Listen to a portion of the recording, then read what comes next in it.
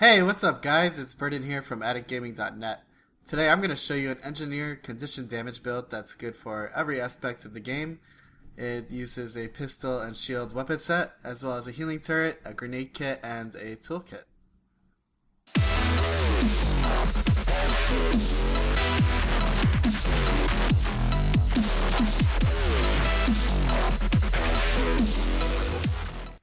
Alright, so let's talk about this build real quick. Now, I was going to make this build a little while back, but the April 15th patch was coming out, so I figured I might as well wait because the runes were changing and the traits were changing as well, the way the traits work. So if we talk about some positives of this build, now this build has very heavy condition damage, but it also has very good condition variation. It has, I think, we can apply every single condition in the game on this build except for fear. We can do weakness. It's not a direct application, but we can do weakness through using a blast finisher in a poison field. Doesn't mean that we will, but we can. So we do apply every single condition except for fear, I think, in this whole game. Anyway, so if you want a build that's very heavy in condition damage and it has a lot of condition variation, then this is definitely a build for you. Also, I would say for a positive is I really like its defensive capabilities. It has a few blocks in, it has a block in its toolkit and a block in the weapon set, which helps minimize some damage while you're waiting for some of your other skills to come up. It has good kiting potential, and overall it's a really good build to put conditions on enemies and then kind of run around a little bit if they're trying to chase you. Get them to stop chasing you and then jump right back into battle. It usually works out pretty well.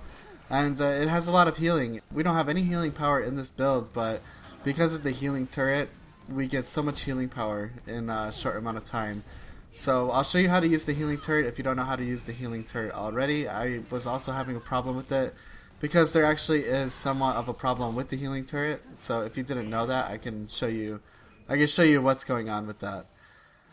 Also, I would say for a positive is that the build is just fun to play. It has very interesting mechanics.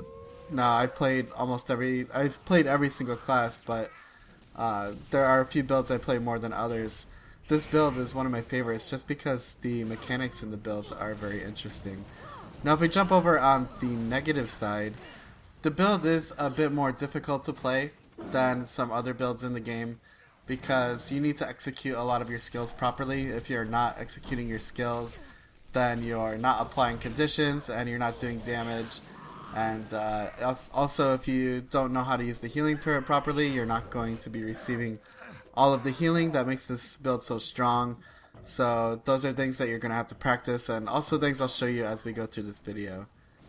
Other than that, there really aren't too many negatives in this build. I just think it has so many positives, but it has a very high level of skill required. Not a very high level. I don't want to throw you off and say, you must be a pro to play this. That's absolutely not true. But compared to other classes and other builds, you are going to have to put a little more effort into this build. But there are so many positives, and they outweigh the negatives so much that just put a little time into it, and you'll get it.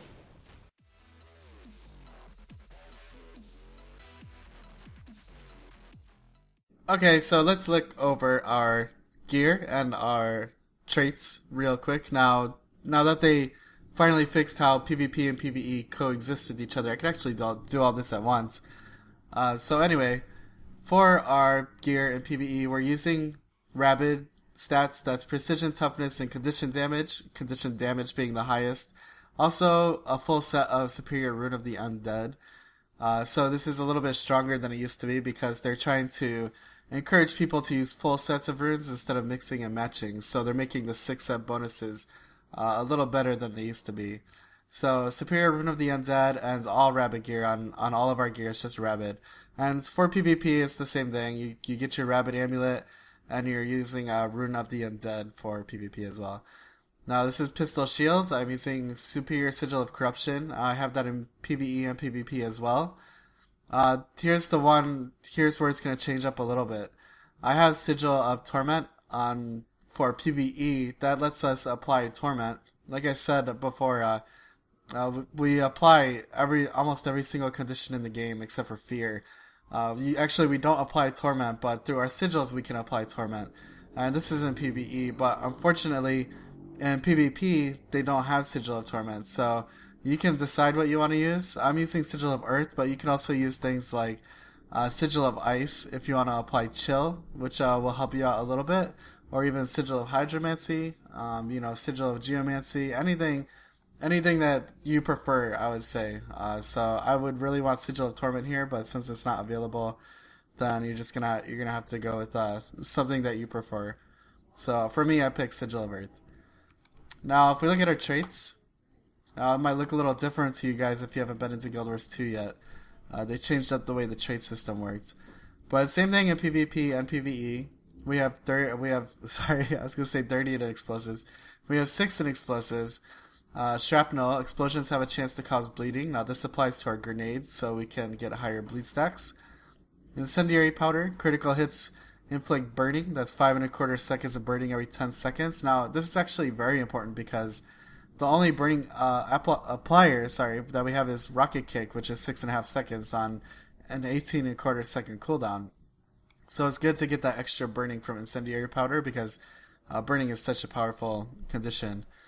And then we have Grenadier. You throw grenades farther, and each grenade kit skill produces an extra grenade, which adds to our overall damage, just our raw power damage, and it's also giving us more chances to apply more bleeds from our shrapnel.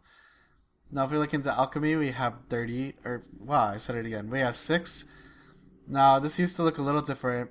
Now, you don't want to pick automated response because it's been nerfed pretty much to where it's almost useless. So when you get to 33% health, the duration of conditions is decreased by 50%. This used to be basically when you hit 25%, that would be the health threshold. You were immune to conditions being applied on you. So this isn't something you want anymore. I would go with protection injection is another good choice. So we have invigorating speed. When you gain swiftness, you also gain vigor. And if you look down at tools, whenever we switch a kit, we gain swiftness. So these two work in harmony together. So every time we switch a kit, we're going to be gaining swiftness and vigor, which is a very powerful combo. And then we have backpack regenerator. Regenerate health every second when using a kit. And then again, like I said, I used to use the automated response. It was such a strong trait, but now it's pretty much useless. So I'm using protection injection instead.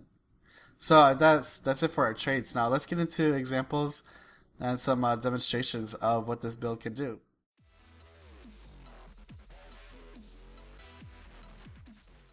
Okay, so like I said before, I'm going to show you how to use the healing turret because I was having some problems with it, and actually I had this build set up for a while now, and I didn't really want to play it because I kept screwing up the healing turret.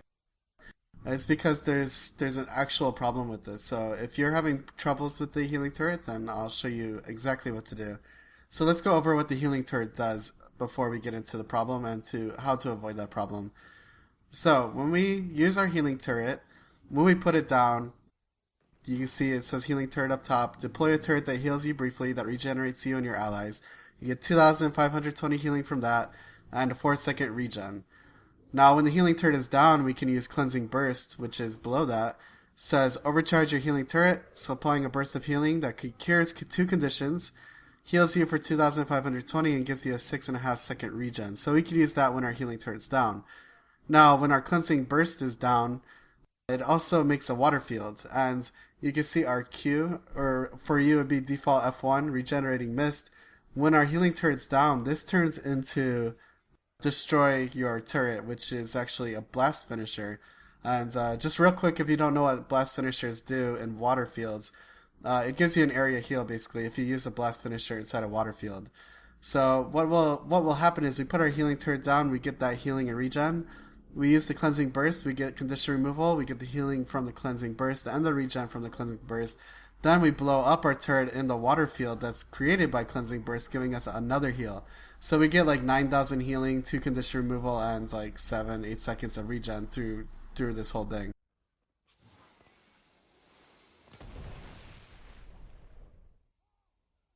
So that's why the healing turret is so strong, because since we don't have any healing power, we're still getting a huge amount of healing with a 20-second cooldown. So now that you know how it works, here's the thing. If you put your healing turret down and you don't use your cleansing burst immediately, it becomes delayed. Okay, so if I put my healing turret down and I wait a second, then use my cleansing burst won't come out immediately. It'll come out like 2 seconds later, 3 seconds later. For some reason, I don't know why. And I talked to a couple other engineers about this, and they don't know why either. They just think it's a bug.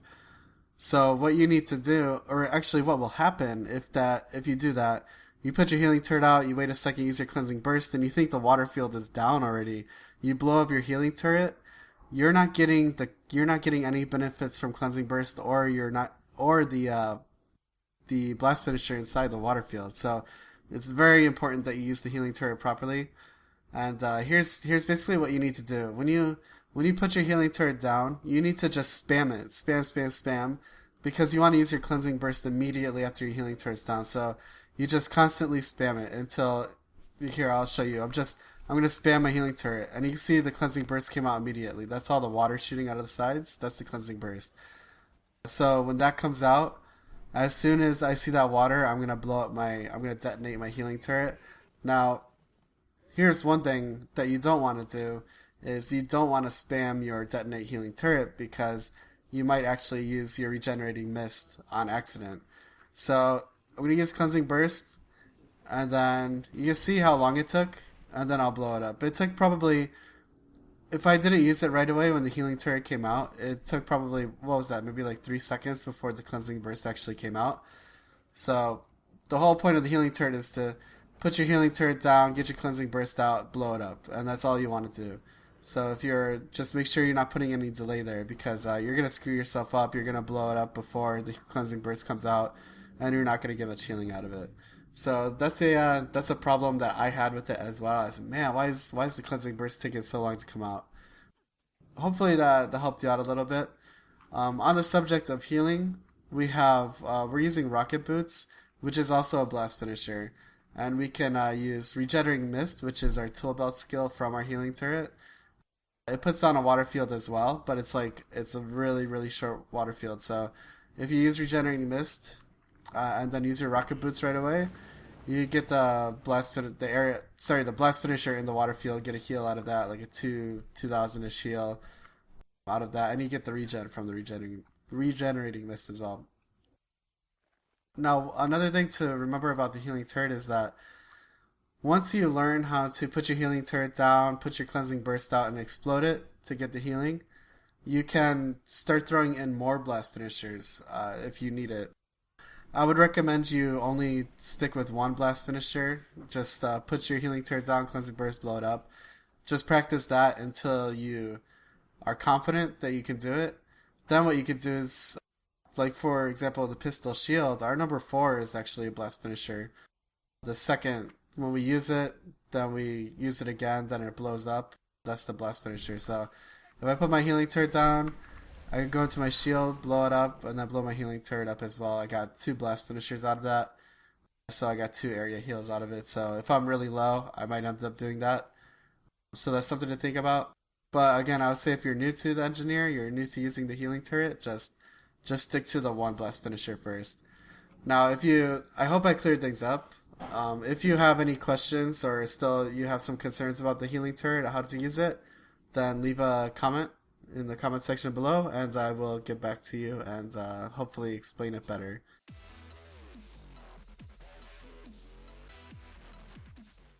Let's go over our skills and our weapon kits, and I'll give you a little bit of advice on how to use some of them, and you can see some of the combos between the weapon kits, which is something I really like. At the end of this, I will put in some PvP so you can see what to expect from this build and possibly how to play this build.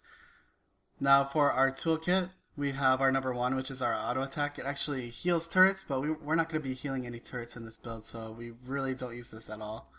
Number 2 is great because when you're kiting somebody, you could throw down your box of nails, which basically throws like caltrops behind you.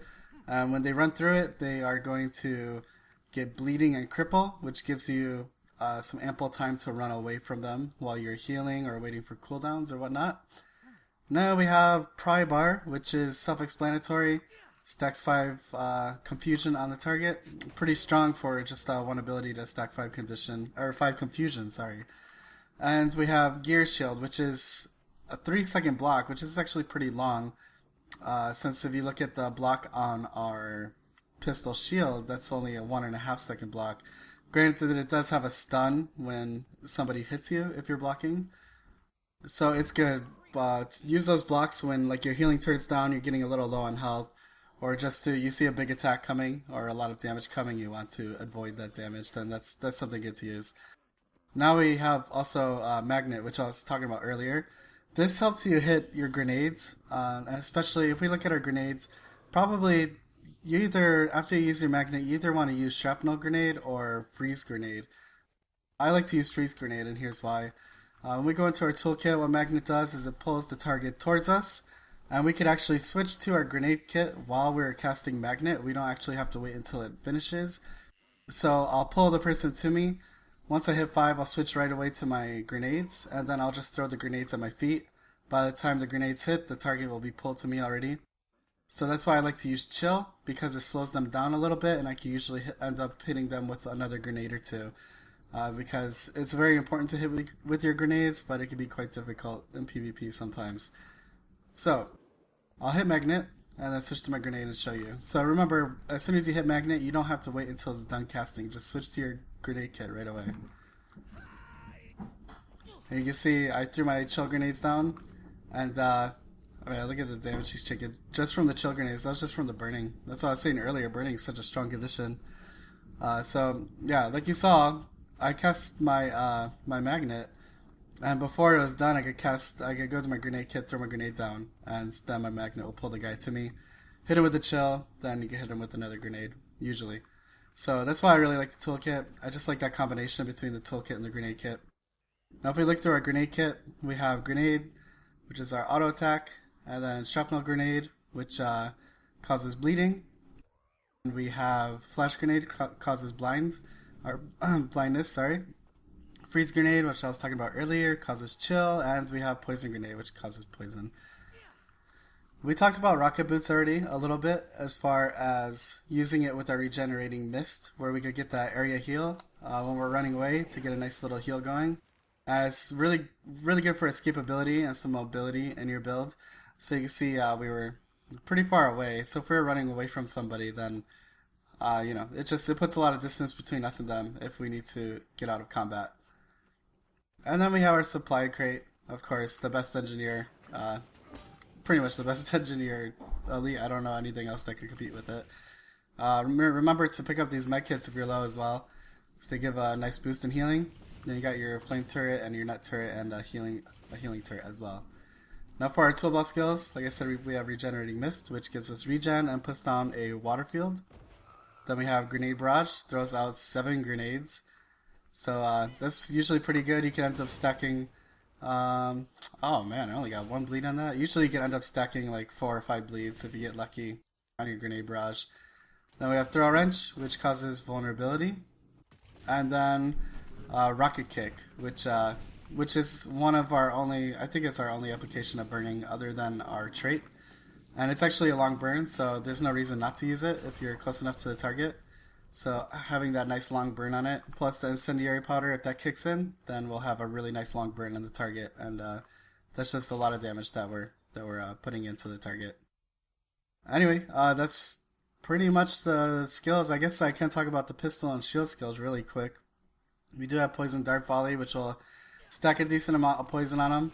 Now you're not guaranteed to hit with every single one of those bullets. And then we have Static Shot, which causes blindness and confusion.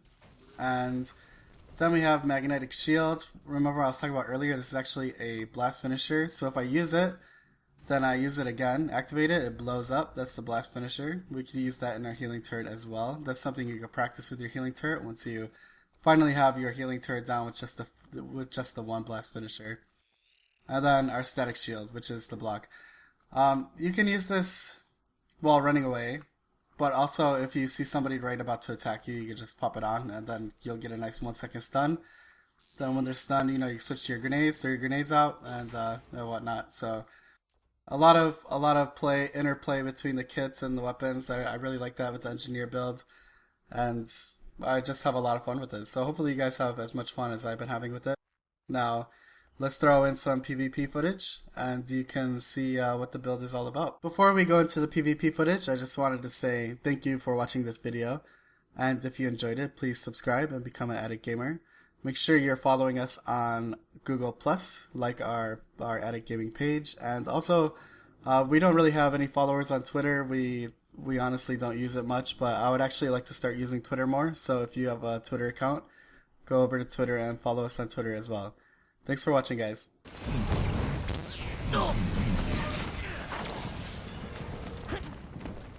Vitality restored.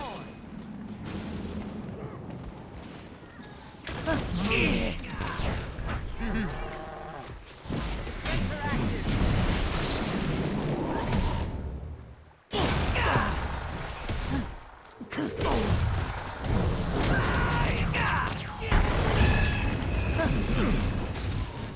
I've been immolated.